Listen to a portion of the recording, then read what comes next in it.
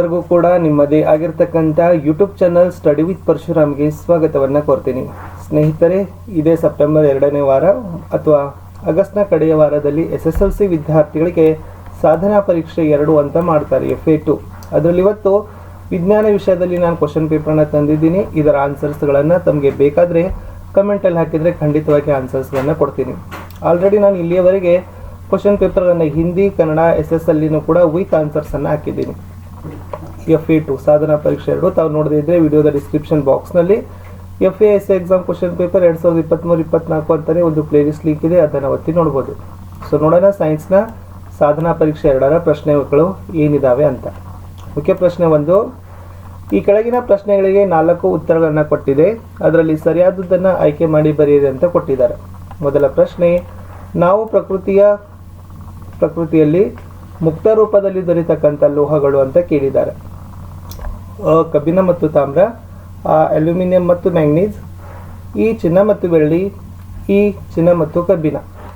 ಪ್ರಶ್ನೆ 2, ಕಾಂತೀಯ ಬಲರೇಖೆಗಳ ಸಾಂದ್ರತೆಯು ಹೆಚ್ಚಾಗಿದ್ದಲ್ಲಿ ಕಾಂತಕ್ಷೇತ್ರದ ಬಲವು ಡ್ಯಾಶ್.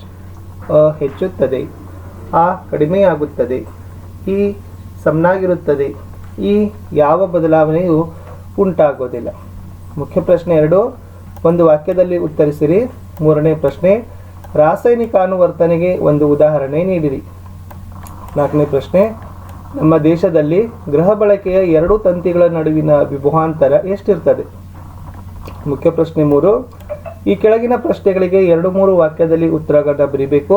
5ನೇ ಪ್ರಶ್ನೆ, ಕಡಿಮೆ ಕ್ರಿಯಾಪಟು ಉಳ್ಳ ಲೋಹಗಳ ಉದ್ಧರಿಸುವಿಕೆಯು ಒಳಗೊಂಡಿರುವ ಹಂತಗಳನ್ನು ತಿಳಿಸಿ.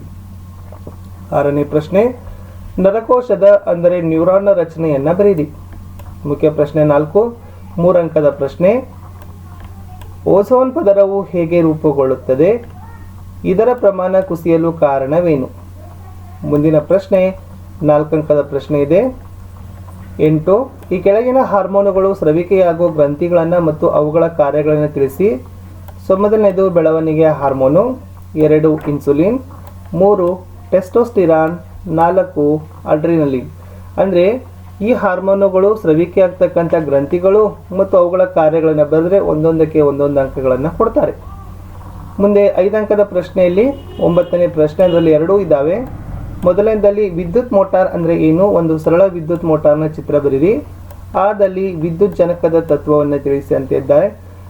ಸೊ ಸ್ನೇಹಿತರೆ, ತುಂಬ ಮೋಸ್ಟ್ ಇಂಪಾರ್ಟೆಂಟ್ ಆಗಿರ್ತಕ್ಕಂಥ ಕ್ವಶನ್ಸ್ ಇತ್ತು. ಖಂಡಿತವಾಗಿ ಉತ್ತರಗಳನ್ನು ನಾನು ಹಾಕ್ತೀನಿ.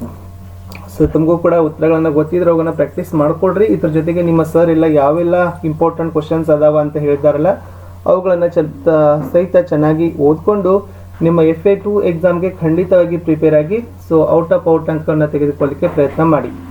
ಇವೆಲ್ಲ ಪಾಠಗಳ ಸೈನ್ಸಲ್ಲಿರ್ತಕ್ಕಂಥ ಕ್ವಶನ್ ಆನ್ಸರ್ಸ್ಗಳನ್ನು ನನ್ನ ಯೂಟ್ಯೂಬ್ ಚಾನಲ್ನಲ್ಲಿ ಇದೆ. ನನ್ನ ಯೂಟ್ಯೂಬ್ ಚಾನಲ್ನಲ್ಲಿ ಕನ್ನಡ, ಇಂಗ್ಲೀಷ್, ಹಿಂದಿ, ವಿಜ್ಞಾನ, ಸಮಾಜ ವಿಜ್ಞಾನ, ಗಣಿತದಲ್ಲಿ ಎಲ್ಲ ಪಾಠಗಳ ನೋಟ್ಸ್ ಇದ್ದಾವೆ, ಕ್ವಶನ್ ಆನ್ಸರ್ಸ್ ಇದ್ದಾವೆ. ಓಕೆನಾ?